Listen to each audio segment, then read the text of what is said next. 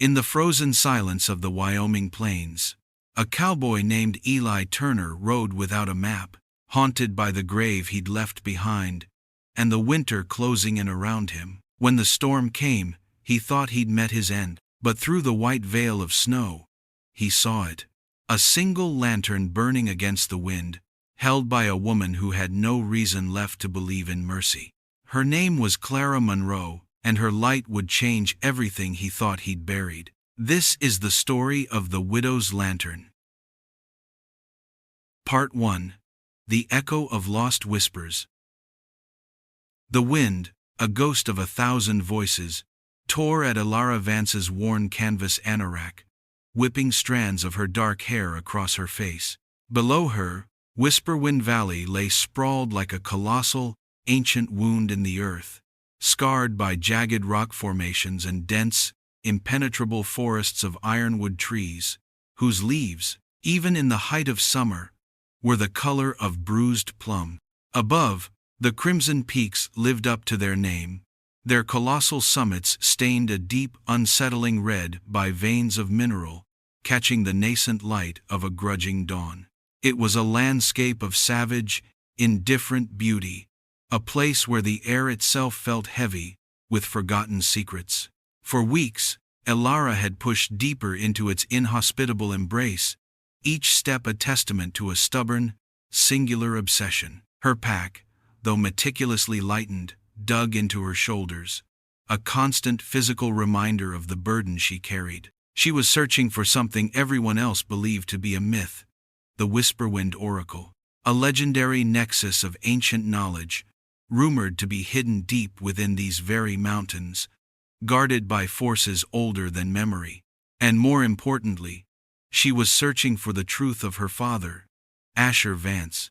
Asher, a name that still echoed with a hollow ache in her heart, had been a cartographer of renown, a man whose maps had guided expeditions across continents, until his final, ill-fated journey into the Crimson Peaks, seeking this very oracle.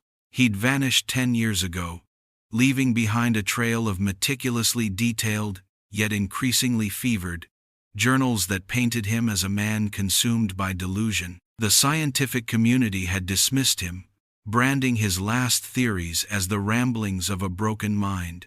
His legacy tarnished, his daughter left with only questions and an unbearable inheritance of doubt. Clara knew better. She felt it in her bones, in the relentless fire that burned in her gut. Asher Vance was no madman, and she would prove it. She paused on a narrow ledge, her gloved hands gripping the cold rock, scanning the expanse below through battered binoculars. The valley was a maze of deep ravines and treacherous scree slopes, the ground mottled with patches of perpetual shadow where the sun never truly reached. The air was thin, carrying the metallic tang of distant minerals and the faint, sweet scent of some unseen, resilient mountain flora. She'd studied her father's final, half-finished maps until the lines blurred before her eyes, tracing the faint, almost imperceptible symbols he'd begun to etch in the margins. Symbols that spoke of an older hand than his, an older language. A sudden gust of wind, sharper and colder than any she'd yet encountered, slammed into her, almost tearing her grip from the rock face. She pressed herself tighter against the sheer cliff, her eyes watering, but her resolve unbroken. This valley didn't welcome outsiders. It merely tolerated them until they proved too weak, too slow, too human. Many had tried to penetrate its depths, drawn by whispers of untold riches or ancient power, only to be swallowed whole by its unforgiving terrain or the legends it birthed. Clara had heard the stories, the chilling tales of phantom lights, disembodied voices, and travelers simply vanishing without a trace. She chose to believe her father had encountered truth, not madness. Lowering herself with practiced ease, she began the descent into a particularly deep gorge, a place her father had marked with a peculiar symbol, a spiral inside a triangle. The maw, he'd called it in his journals, where the earth truly breathes. Her heavy leather boots, found purchase on crumbling shale, sending small avalanches of stone clattering into the chasm below. Her breathing was measured, even the rhythm of a woman who had trained her body and mind for this singular purpose. Every muscle ached with a dull, persistent protest, but she ignored it, focusing on the immediate task, the next handhold, the next precarious step. Hours later, deep within the gorge, the air grew still and unnaturally silent. The wind's mournful cries were muted here, replaced by the soft, almost imperceptible drip of unseen water, a sound that amplified the sense of profound isolation. The light, filtered through the narrow opening far above, was a weak, bruised purple, casting elongated, shifting shadows that played tricks on the eyes. It was disorienting, unsettling. This was the kind of place where one could lose their way, and then, their mind. Elara consulted her father's map again, the aged parchment crisp and fragile in her hands. A faint, almost invisible dotted line led to a section he'd annotated with a sketch of 3 overlapping circles. The confluence, he'd written, where the whispers gather. She navigated by instinct, and the faint, almost imperceptible shift in the air pressure, a feeling of greater age beneath her feet. The ground here felt different, denser, almost unnaturally smooth in places, as if worn by eons of passage. Then she saw it, partially obscured by a cascade of fallen rock and tenacious, moss-covered vines, was a structure that defied the natural chaos of the valley. It was a cairn, but unlike any she'd ever seen. Not a simple pile of stones, but a meticulously constructed tower of interlocking, unmortared blocks, each one perfectly shaped.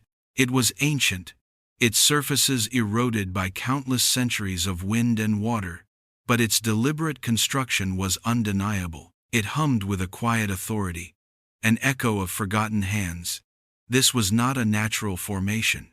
This was something built. Her heart quickened, a drumbeat against her ribs. This wasn't just a landmark. This was a sign. Her father's journals had hinted at such structures, predating any known civilization, guardians of the oracle's path. She moved towards it, her movements slow, cautious, as if approaching a sleeping, venerable beast. The air around the cairn was noticeably colder, prickling her skin.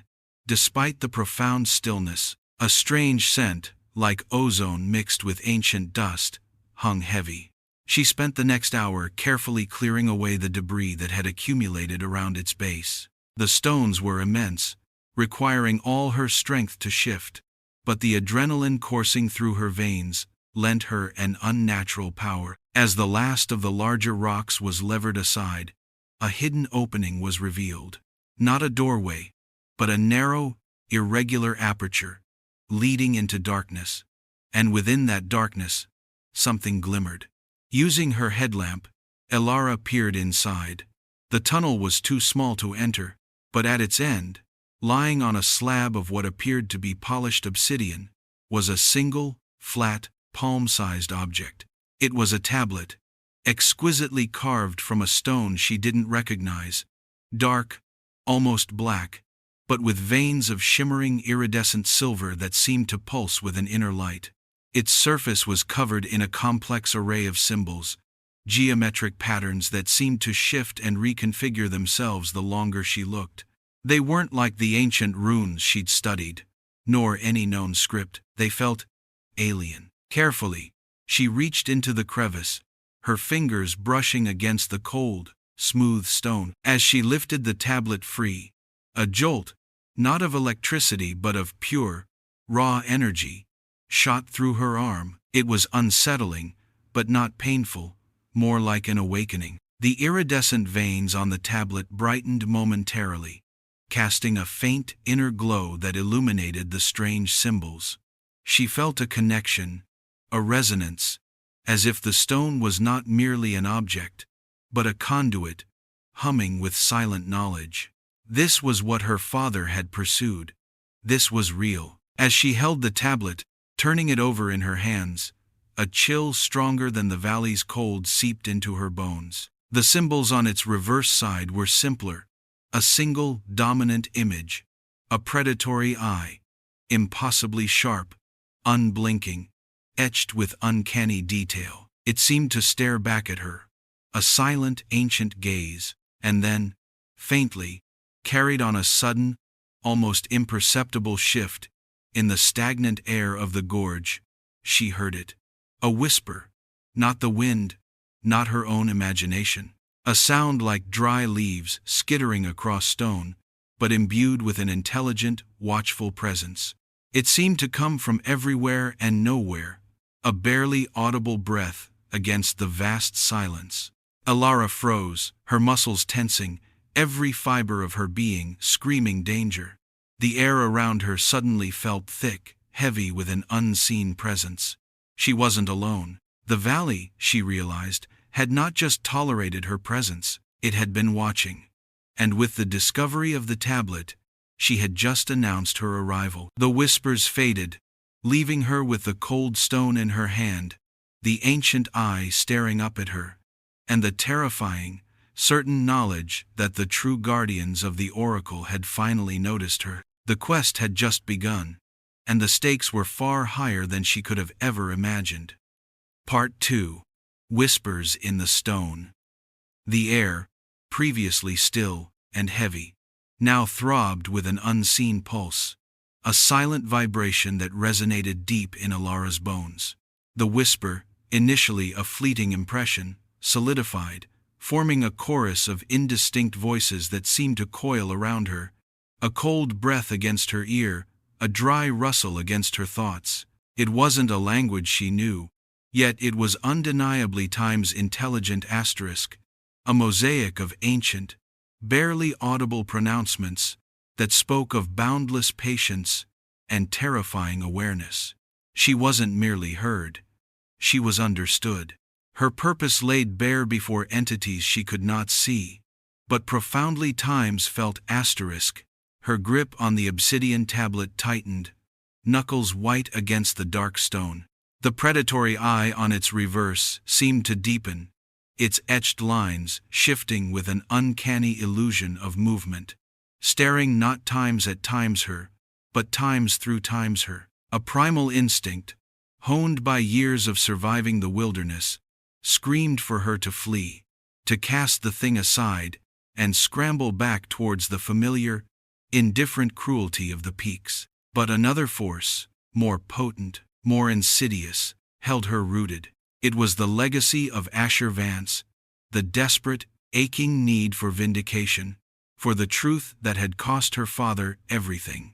This tablet, this impossible object, was the first concrete proof. She wouldn't abandon it. Instead, she backed away slowly from the narrow aperture of the cairn, her headlamp beam cutting a shaky path through the gloom. The ancient construction, so meticulously crafted, now seemed less like a monument, and more like a sentinel, its very stones imbued with an arcane power. The chill around it deepened, an unnatural cold that gnawed at her exposed skin, not the bite of the mountain air, but the touch of something timeless and profound. Every shadow in the gorge seemed to lengthen, to twist into monstrous, fleeting shapes, the bruised purple light from above, barely piercing the growing pall of apprehension. She retreated behind a cluster of shattered rockfall, pressing her back against the cold stone, heart hammering against her ribs like a trapped bird. She forced herself to breathe, slow, deliberate breaths, fighting back the rising tide of panic. The whispers continued, a persistent hum at the edge of her hearing, sometimes seeming to sharpen into a singular, piercing note, then dissolving into a general, featureless drone. They were everywhere. She looked at the tablet again, holding it level with her eyes. The iridescent silver veins on its obverse face, the side covered in complex geometric patterns, now pulsed with a faint, internal luminescence. It wasn't a steady glow, but a rhythmic beat, slow and deep, mirroring the thrum she felt in her own chest. As she stared, the patterns on the tablet seemed to subtly rearrange themselves, like intricate gears slowly turning in an impossible mechanism. A jolt, less aggressive than the first but far more pervasive, spread from her hand, up her arm, and into her mind. It was a sensation of sudden, overwhelming clarity, as if a veil had been torn from her perception. She saw a faint, shimmering line of light, almost imperceptible, tracing itself across the surface of the tablet. It emanated from one of the symbols, twisting and turning, then pointing definitively towards a section of the gorge wall that, moments before, had seemed indistinguishable from any other. Her father's map, still clutched in her other hand, seemed to resonate with the tablet. She remembered his marginalia, a faint, almost erased symbol, a spiral within a pentagram, etched precisely where the tablet now pointed. He times new asterisk. He had been guided, just as she was being guided. This wasn't delusion. This was a legacy. Ignoring the prickling dread, Elara pushed off the rockfall, her resolve hardening. The tablet wasn't just an artifact. It was a key, a compass, perhaps even a language. The whispers might be warnings, but they were also confirmations. She followed the subtle guidance, her headlamp beam cutting a path. The ground beneath her boots felt different here, less like shattered rock, and more like compressed earth, ancient and smoothed. As she moved, the whispers intensified, wrapping around her like a living shroud. They seemed to whisper her name, not audibly, but in the echo chambers of her own mind, a chilling recognition. The air grew perceptibly colder, and the metallic tang of minerals sharpened, mingled now with an earthy scent, like disturbed soil and ozone after a lightning strike. The ironwood trees that clung precariously to the cliff faces above seemed to lean in, their dark, plum-colored leaves rustling with an unnatural chorus, mimicking the whispering voices. The faint, shimmering line of light from the tablet led her to a narrow fissure in the gorge wall, almost invisible amidst the shadows and hanging moss. It was too small for a person to enter easily, but as she approached, the stone seemed to shift, almost breathe, as if expanding to admit her. The whispers now pulsed with an urgency, a wave of soundless communication that urged her forward, yet simultaneously warned of peril.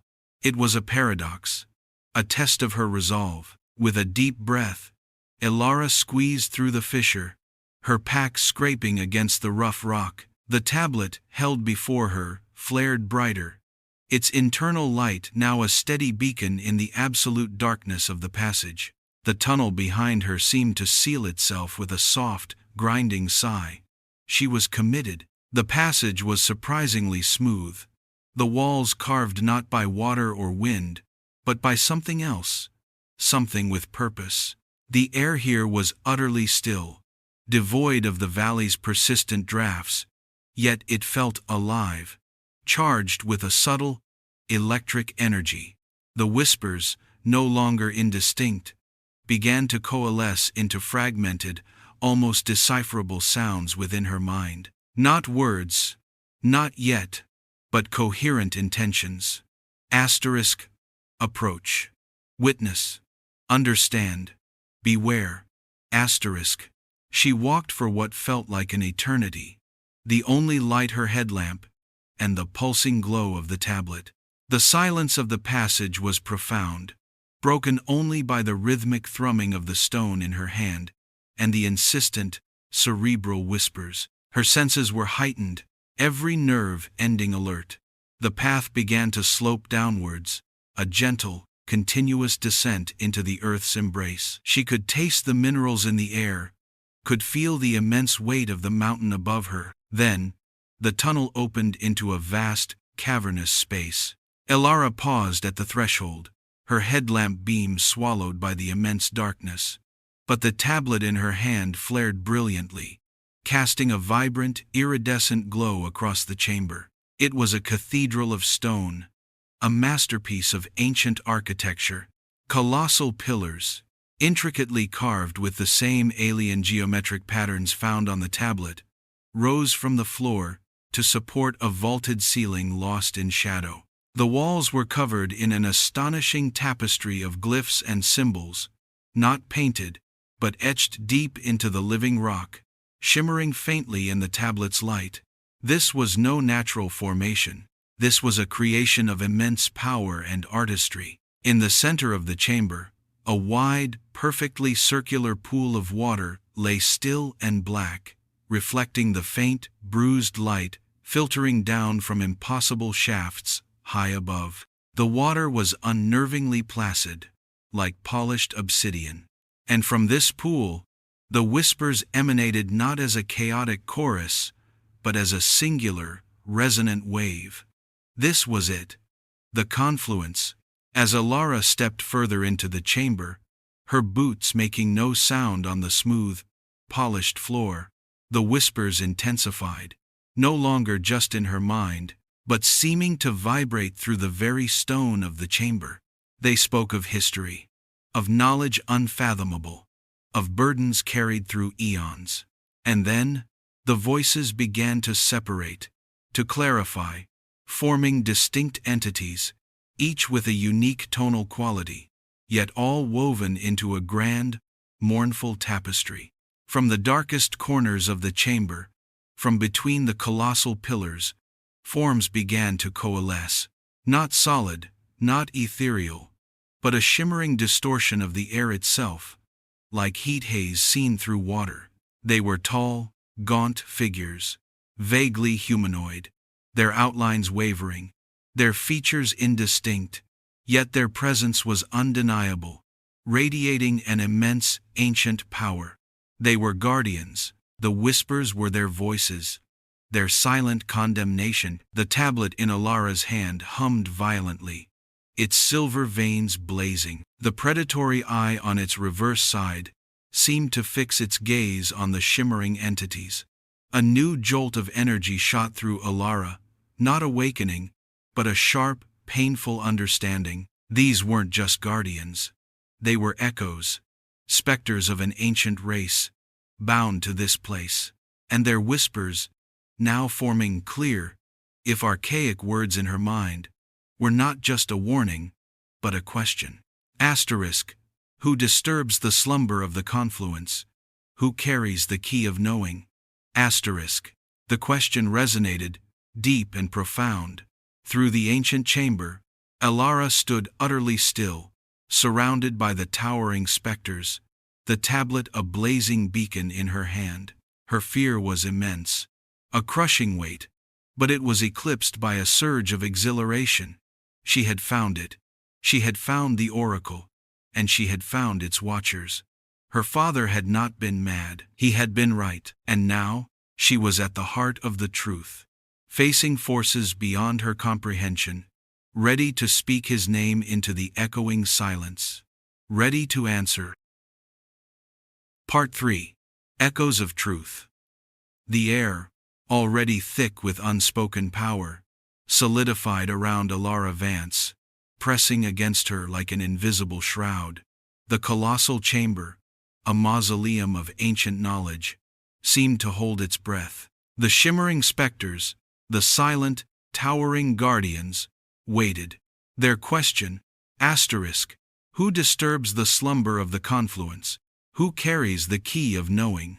Asterisk echoed not just in the vastness of the space, but in the very core of her being. A challenge and an invitation. Fear still clawed at her, a cold serpent coiling in her gut, but a fiercer emotion surged to meet it. Defiant resolve. This was it. The moment she had journeyed years and miles for, the moment her father had died pursuing. She would not falter. She would not whisper. She would speak his name. I am Alara Vance, she declared, her voice, though strained, ringing with a profound clarity that surprised even herself. It was a human sound, small against the ancient echoes, yet it resonated with an undeniable force. Daughter of Asher Vance. And I carry the key of knowing because it is my inheritance. My father sought the truth in these mountains, and I am here to find it, to clear his name, to understand what he discovered, and why he never returned. As she spoke, the iridescent veins on the tablet in her hand flared with renewed intensity, casting flickering shadows across her face, illuminating the predatory eye on its reverse side, which seemed to burn with a knowing, ancient light. The specters shifted, their forms rippling like heat haze over a desert, their collective gaze, though unseen, growing heavier, more focused. The whispers intensified, no longer a chaotic chorus, but a focused, piercing hum that seemed to test the very veracity of her words, sifting through her intentions, weighing her spirit. Asterisk, Ashervance. Asterisk. The whispers coalesced into a single, resonant thought in her mind, a voice that was neither male nor female, but an amalgamation of timeless wisdom and profound sorrow. Asterisk. He was here. He touched the edge of knowing. He saw the path, but not the destination. Asterisk. Elara felt a jolt of recognition, a fierce vindication. They knew him. Her father had not been mad. He had been times here. Asterisk. He left behind journals, she pressed, her voice gaining strength. Maps, symbols. He called this place the confluence. He spoke of an oracle, of ancient knowledge. He sought to understand. The pool in the center of the chamber, unnervingly placid moments before, stirred.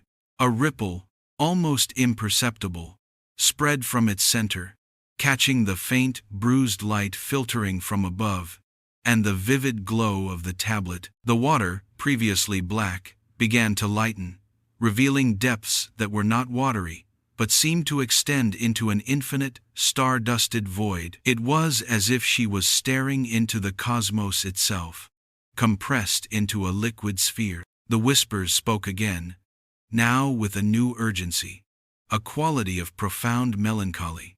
Asterisk. He sought to understand, but understanding is a burden, not a boon. The confluence holds the whispers of creation, the knowledge of all that was and all that will be. It is a mirror and a grave. Asterisk. One of the shimmering guardians, taller and more defined than the others, drifted forward from between the colossal pillars. Its outline, though still indistinct, solidified enough for Elara to perceive a faint, almost skeletal grace, an immense, sorrowful dignity. It raised a spectral hand, not towards her, but towards the glowing tablet. Asterisk. The key of knowing is not merely a tool, daughter of Vance. Asterisk. The collective voice resonated, now imbued with a singular, profound authority. Asterisk. It is a burden. It contains fragments of the confluence itself, a shard of its purpose. It called to your father, as it calls to you. It demands connection.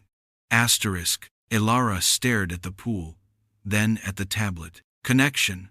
Her father had always been driven by connection, connecting points on a map, connecting theories, connecting the past to the present. Was this what he'd meant?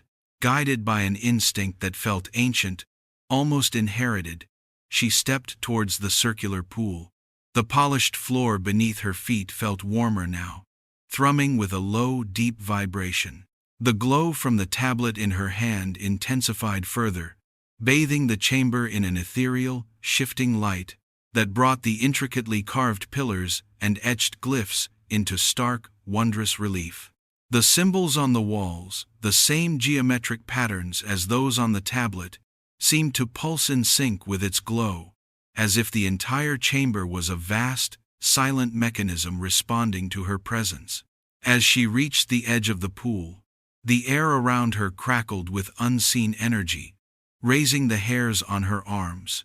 The whispers soared, a symphony of myriad voices, coalescing into a single, overwhelming directive. Asterisk. Offer the key. Let the confluence see.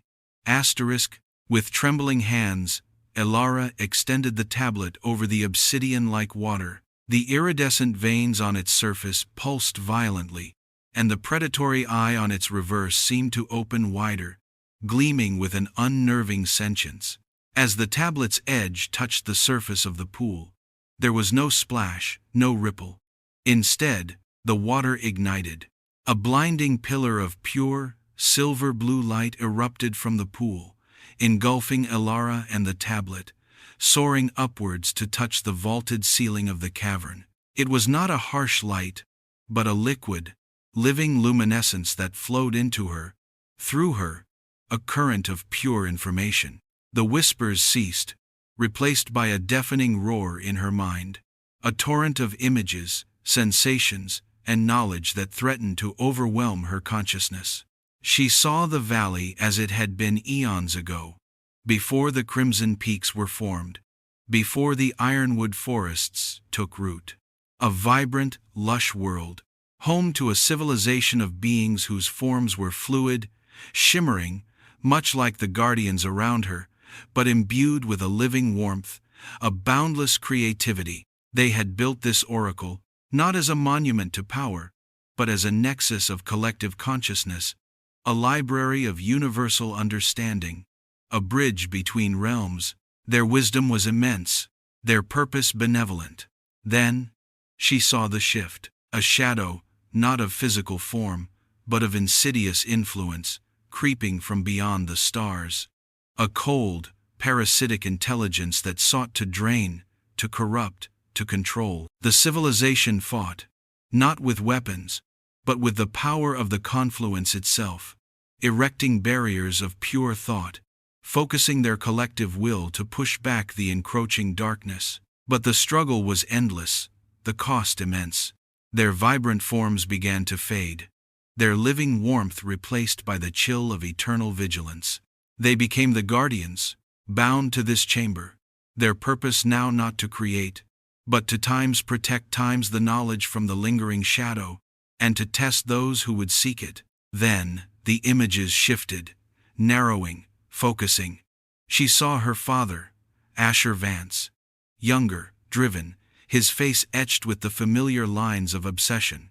He stood precisely where she stood now, holding a tablet almost identical to hers, though its glow was weaker, its connection not fully forged. He spoke, not into the air, but into the water, his words unheard, yet understood in the rush of information. He was piecing together the history, seeing the threat, not merely as a legend, but as a present danger. He saw the corruption, the way the valley itself had been slowly, subtly poisoned by the lingering essence of the shadow. His last journal entries, dismissed as madness, were accurate descriptions of a reality no one else could perceive. He had understood the key, understood the oracle, but he had also understood the price, the burden. He tried to warn, but the shadow, sensing his awakening, moved against him. She saw a flash of movement, not a physical attack, but a mental assault, a chilling invasion of his thoughts, twisting his perceptions, driving him not to madness, but to a profound, crippling despair. He had not vanished. He had been time's broken asterisk, his mind severed from the truth, his connection to the confluence violently suppressed. He had been left to wander the valley, a ghost in his own body, his maps becoming fevered warnings of a threat he could no longer articulate. He had sacrificed himself to preserve the secret, to keep the key from falling into the wrong hands. The pillar of light pulsed, then began to recede, drawing the torrent of knowledge back into the pool. Elara gasped, the raw force of the visions leaving her breathless, her body trembling. Her mind reeled with the enormity of what she had witnessed, the truth of her father's fate. He hadn't just sought the oracle. He had times found times it, he had times understood times it, and he had paid the ultimate price. He had been a hero, protecting humanity from an unseen enemy. The tablet, now returned to her grasp, no longer pulsed with its wild energy. Its glow had softened, settling into a steady, comforting hum, as if its connection to the confluence was now complete, its purpose fulfilled. The predatory eye on its reverse side seemed less a threat and more a symbol of watchful guardianship. The specters, still surrounding her, had ceased their shimmering. Their forms, though still indistinct, radiated an air of profound solemnity. The collective whisper returned, soft yet weighty, a new understanding imbued in its tone. Asterisk, you have seen, daughter of Vance. You have carried the key and borne the burden of our history. Your father protected the truth with his mind. Now, you carry it in yours. Asterisk. The voice paused, then continued, its tone shifting to one of urgency, tinged with warning. Asterisk.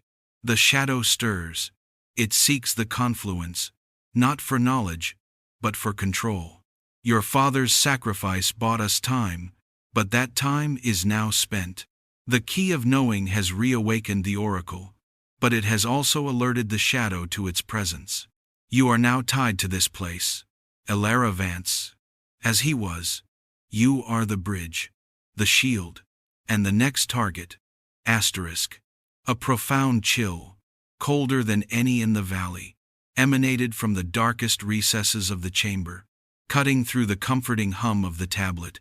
It was not the cold of the guardians, but an oppressive, alien cold that spoke of malice and ancient hunger. Elara instinctively clutched the tablet tighter, its smooth, dark stone feeling suddenly like her only anchor. The very air seemed to thicken, a subtle shift in its composition, as if something vast and malevolent was beginning to stir, its senses reaching out, drawn by the reawakened power of the confluence. She was no longer just a daughter seeking vindication. She was a witness, a target, and the oracle's new guardian. The truth was not merely a discovery, it was a deadly responsibility, a legacy of cosmic war. The valley had been watching, waiting, and now, so was the shadow, and it was coming for her. Part 4. The Awakened Threat. The profound chill, that alien cold emanating from the darkest recesses of the chamber, was not merely a drop in temperature. It was an amputation of warmth, a draining of light, a silent scream of the universe itself. It stole the very air from Elara's lungs, pressing down with an immense, palpable malice that transcended physical sensation. It was the presence of something ancient, predatory, and utterly devoid of life, yet teeming with a terrible, calculated intelligence. The comforting hum of the tablet in her hand faltered, its vibrant glow dimming, the silver veins on its surface receding into a dull, obsidian black, as if cowering from the encroaching terror. The towering specters of the guardians, previously radiating solemnity, now shimmered with agitation. Their forms, already fluid, began to distort violently, their outlines twisting and contorting as if buffeted by an unseen, cosmic storm. A low, mournful keening, a soundless wail, began to emanate from them, filling Elara's mind with an anguish so profound it brought her to her knees. It was the collective cry of a dying race, echoed through eons, a lament for the stolen peace, for the ever-present threat. This was the shadow, from the deepest shadow between two colossal pillars, where the chill coalesced into an impenetrable void, a subtle shift occurred. No form emerged, no monstrous shape manifested, but the time's absence times intensified. It was a vacuum of perception, a hole in reality that radiated cold, calculation, and a hunger so vast it could consume stars. Elara instinctively recoiled, her hand tightening around the suddenly inert tablet. This was what had broken her father. This was the enemy. Asterisk. It has found you, Eli Vance. Asterisk. The guardian's collective voice pulsed in her mind, now laced with a desperate urgency that cut through the keening. Asterisk. It recognizes the resonance, the key, the awakening of the confluence. Asterisk. The darkness between the pillars seemed to times breathe. Asterisk. Expanding and contracting with an impossible rhythm. And then, a sound, not a whisper, but a resonant times thrum. Asterisk. A vibration that shook the very stone of the chamber, rattling Elara's teeth. It was a frequency, designed to dismantle, to unravel, to corrupt the essence of thought itself. Images of her father's final, fevered journal entries flashed through her mind, twisted symbols, paranoid scribblings about an unseen eye, the world turning against him. This was the weapon. A wave of pure, concentrated despair washed over Alara, instantly freezing her limbs, seizing her mind. Memories of her mother's silent grief, the scientific community's scorn, the decade of doubt and loneliness, all of it surged forth, amplified, poisoned. Her quest, her vindication, felt suddenly hollow, meaningless. What was one woman against such an ancient, insidious force? The truth she had just uncovered seemed a cruel joke, a burden too immense to bear. This was not fear. It was annihilation of hope. Resist. The guardian's voices screamed in her mind, a sudden, sharp clarity amidst the deluge of despair. It seeks to sever your connection, as it did your father's. Hold to the key. Hold to your purpose. With a monumental effort, Alara forced her eyes open. The chamber around her blurred, the colossal pillars wavering, the etched glyphs on the walls twisting into mocking, grotesque faces.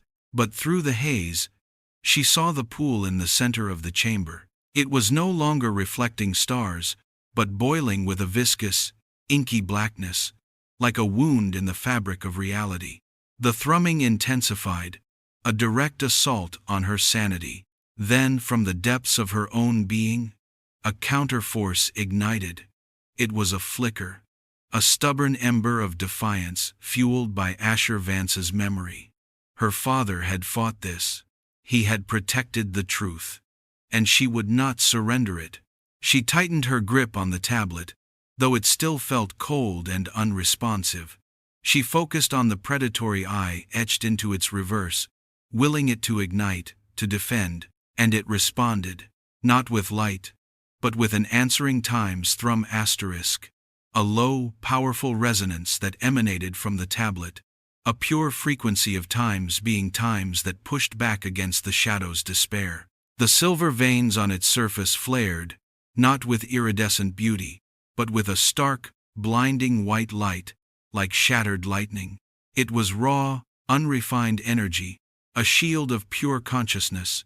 The thrumming from the shadow recoiled, momentarily broken. The viscous blackness in the pool pulsed, churning. The guardians, their keening subsiding into a fierce, focused hum, moved. They coalesced around Alara, their shimmering forms weaving into a swirling vortex of protective energy, a wall of ancient vigilance. They poured their own ethereal power into the tablet, channeling it through her, amplifying her own defiant will. The tablet became a conduit, a weapon. The light it emitted solidified, forming intricate geometric patterns in the air, echoing the glyphs on the chamber walls. These patterns pulsed outwards, a wave of concentrated, pure thought that slammed into the encroaching shadow. There was no sound, but the absence times between the pillars flickered, contracting sharply, as if struck by an invisible blow. The oppressive cold receded a fraction, allowing Alara to draw a full, gasping breath. It cannot breach the full power of the confluence directly. The guardian's voice explained, their words now crisp and urgent, imbued with a new resolve. Not yet. Its influence is parasitic, a subtle corruption. But the key, fully awakened and connected, is a beacon. It draws its attention, but also repels its direct assault. You are protected, for now. But you must understand its purpose. The pillar of white light from the tablet solidified around Alara, forming a temporary, protective cocoon. She felt an influx of knowledge, not a torrent like before, but focused, tactical insights. She understood the shadow was not a physical entity in the way humans understood life.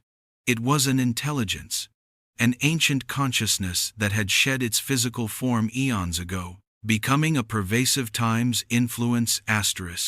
It sought to assimilate, to control, to drain the life force and knowledge of other civilizations. The confluence was its ultimate prize, a nexus of universal consciousness, a library of all existence. If the shadow gained full control, it would become omnipotent, an unstoppable plague across the cosmos. Your father glimpsed this truth. The guardians continued, their voices now calmer, their forms regaining some of their mournful dignity behind the protective shield. He understood that confronting it directly was impossible, a guaranteed destruction of the mind. He sought to hide the key, to obscure the path, to buy time for a new champion to emerge. His maps, his madness, they were a desperate ruse, a broken shield against a greater evil. Elara closed her eyes, tears of understanding and sorrow tracing paths down her dust-streaked cheeks. Her father hadn't just been broken, he had orchestrated his own ruin, sacrificing his sanity to protect the oracle, to keep the shadow at bay. The scientific community's dismissals, the shame she had carried, it was all part of his agonizing sacrifice. The profound ache in her heart sharpened, transformed now into a burning resolve. She would not let his sacrifice be in vain. The shadow will retreat, for now. The guardians projected, their voices laced with an ominous certainty. But it will not relent. It will seek indirect paths, subtle corruptions. It will target you, Elara Vance. For you now carry the essence of the confluence, the key to its ultimate dominion. You are the only one who can carry this truth beyond these walls. The white light around Elara pulsed, then began to recede, drawing her connection back from the raw power of the confluence. The guardians, their forms still shimmering with the residual energy of their defense, began to reform into their mournful, watchful stance around the pool. The blackness in the pool slowly subsided, returning to its unnerving, obsidian placidity. The alien chill remained, a faint, lingering promise of malevolence, but the crushing despair and the mind-shattering thrum had faded. The confluence is vulnerable. The guardians intoned, their voices regaining their ancient sorrow. Its strength has waned over eons of vigilance. The shadow seeks to exploit this weakness. It senses the key has returned to the world, and it will pursue it. You must leave this place, Elara Vance. But you cannot simply flee. What must I do?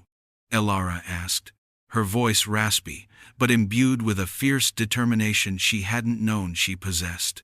The world had just been turned inside out, her understanding of reality shattered and reforged. But one thing was clear. She had a mission. The confluence requires a new heart, a new focus of energy to reinforce its protective barriers. The guardians explained. A nexus of pure, uncorrupted life force. Your father sought it, believing it to be a myth. But it is real. The heart of the mountain, whispered in your valley's legends. A unique resonance, a powerful, undisturbed geothermic core that lies beneath the highest peak of the Crimson Peaks, where the Earth's raw power is unblemished by the shadow's touch. Elara's mind raced. The heart of the mountain. A legend, a fantastical tale told by prospectors, dismissed by serious scientists. But so was the oracle, until now. Her father's final, almost illegible sketch in his last journal. Part 5. The Heart of the World. The fissure closed behind Elara with a soft, grinding sigh, sealing her fate, severing her connection to the ancient solace of the confluence. The guardian's mournful farewell lingered in her mind, a symphony of duty and profound sorrow. As she re-emerged into the winding tunnels that led back to the gorge, the lingering chill of the shadow clung to the air, an invisible miasma of malice that pricked at her skin and whispered insidious doubts. into the quiet chambers of her mind. The tablet in her hand, the key of knowing, thrummed with a steady, resolute pulse, a silent counterpoint to the subtle dread, reminding her of the immense power she now carried, and the even greater burden. The journey out of the gorge was a stark reversal of her descent. Every shadow seemed to stretch, to twist into grotesque parodies of ancient forms, animated by the pervasive influence of the enemy. The air itself felt heavy, not just with minerals, but with a palpable sense of observation, of a malevolent intelligence tracking her every move. The ironwood trees, their plum-colored leaves rustling incessantly, seemed to lament her passage, their whispers no longer just the wind, but a chorus of warning, a reflection of the shadow's patient, ever-present gaze. Elara pushed on, her legs aching, her mind a battleground. The shadow, true to the guardian's words, did not directly attack. Instead, it preyed on her vulnerabilities, on the raw emotional wounds that had just been torn open. Memories of her father's haunted face, his frantic scribblings, the decade of her life consumed by his madness, all these resurfaced, amplified, distorted. Asterisk. What if it was all for nothing? What if you are merely following a ghost to your own doom? Asterisk. The unseen presence seemed to whisper. Asterisk. He broke. You will break too. Asterisk. Despair was a cold hand, gripping her heart, threatening to extinguish the ember of hope and purpose that now burned within her. But the tablet was her anchor. Its steady pulse was a rhythm of defiance, a counter-frequency to the shadow's insidious mental assault. She focused on that pulse, on the burning conviction of her father's sacrifice, not as madness, but as an act of profound heroism. He had protected this truth. She would honor it. Each step upwards, each breath she drew in the thin, metallic air of the valley, was an act of pure will, a refusal to yield. As she finally hauled herself from the deep gorge and began the arduous climb towards the towering heights of Crimson Peak, the landscape itself seemed to conspire against her. The wind, once merely a force of nature, now howled with a phantom malice, tearing at her clothes, threatening to rip her from the narrow ledges. Loose scree slopes collapsed beneath her boots with unnatural suddenness, sending showers of stone plummeting into the abyss. Patches of mist would suddenly bloom, disorienting and chilling, only to dissipate as quickly as they appeared, leaving her exposed to the biting cold and the unseen watcher. The tablet, however, was her unerring guide. Its iridescent veins, once a shimmering silver, now glowed with a deep, pulsating crimson, mirroring the mountains themselves, pointing ever upwards. It vibrated softly when she deviated from the optimal path, growing warm against her palm when she was on the right track. Her father's final, hurried sketch of a star at the summit of Crimson Peak, once so baffling, now seemed impossibly clear, a beacon in her memory, guiding her alongside the key. The climb became an epic struggle, a physical manifestation of the cosmic war she now found herself embroiled in. Days blurred into nights, marked only by the grudging light of dawn and the frigid expanse of stars. Exhaustion gnawed at her, but she pushed through, driven by the images of her father's ultimate sacrifice, by the chilling vision of the shadow's boundless hunger. She rationed her remaining supplies, her body protesting with every strained muscle, but her spirit remained unbroken. Finally, after what felt like an eternity, she reached the highest slopes of Crimson Peak. The air here was razor-thin, cold enough to burn her lungs with every breath. Jagged, blood-red rocks, streaked with mineral veins, jutted out like broken teeth against the bruised purple sky. There was no life here, only the stark, indifferent majesty of the mountain, a place where the earth's crust truly touched the heavens. The tablet in her hand flared with a blinding intensity, its crimson glow now a molten cascade, pulsing with an almost painful heat. It vibrated violently, pulling her towards a specific point on the wind-blasted summit. A shallow, natural depression in the rock, ringed by a strange formation of quartz crystals that hummed faintly with latent energy. This was it, the heart of the mountain, not a pulsing organ, but a nexus of pure, raw telluric energy, undisturbed, unblemished by the shadow's touch. As Alara approached the crystalline ring, the temperature around her plummeted, an unholy cold that dwarfed anything she had felt in the confluence chamber. The air crackled with a malevolent static, and the faint, unsettling thrum of the shadow returned, sharper, more insistent than before. It was a roar in her mind, a final, desperate assault to sever her connection, to prevent the sealing. Phantom whispers screamed that she was too late, that the confluence was already falling, that her world was doomed. The quartz crystals around the depression shuddered, their faint hum turning into a discordant shriek. But Alara did not falter. She raised the tablet, holding it aloft with both hands, its incandescent glow fighting back the encroaching darkness. Her eyes, filled with a defiant fire, fixed on the empty depression in the rock, the nexus of the heart. She channeled every ounce of her remaining strength, every shred of her resolve, every memory of her father, into that connection.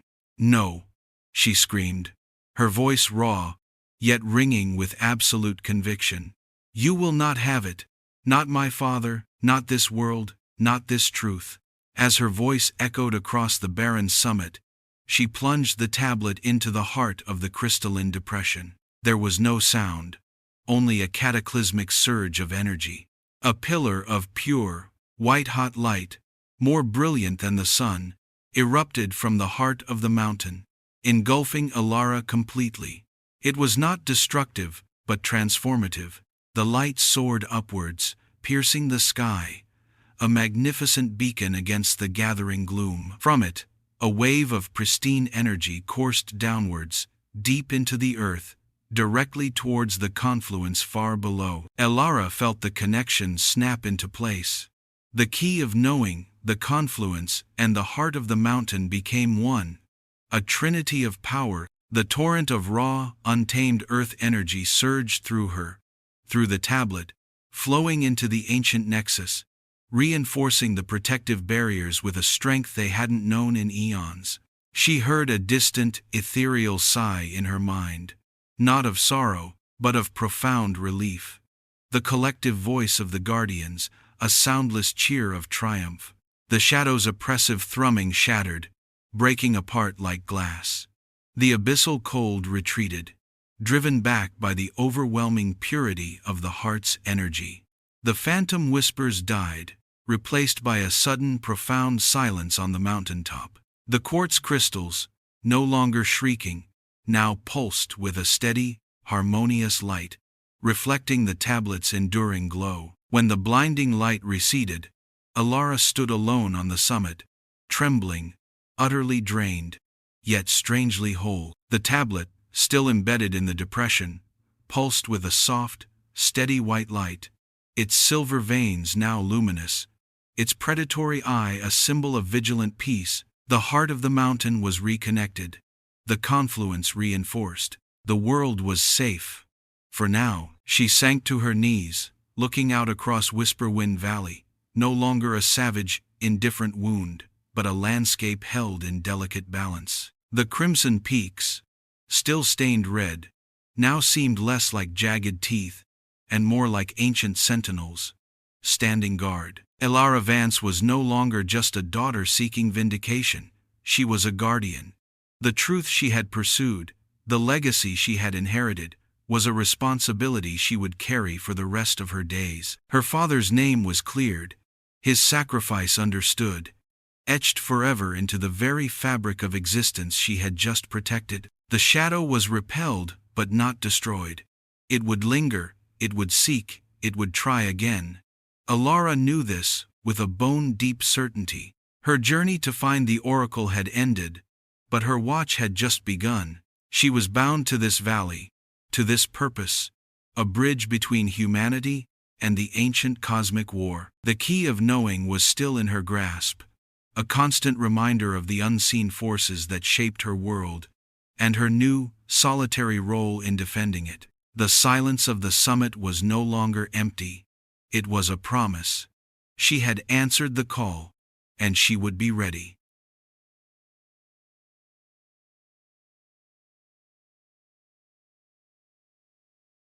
The West remembers those who endure, not for their guns, but for the light they keep alive. Eli Turner followed one small flame through the darkest storm and found a home built not from timber, but from forgiveness. They say her lantern still burns on winter nights, a golden promise flickering across the snow, a reminder that even in the coldest hearts, some fires never die. If this story reached you, don't just ride past. Subscribe and stay a while. The plains have more tales to tell.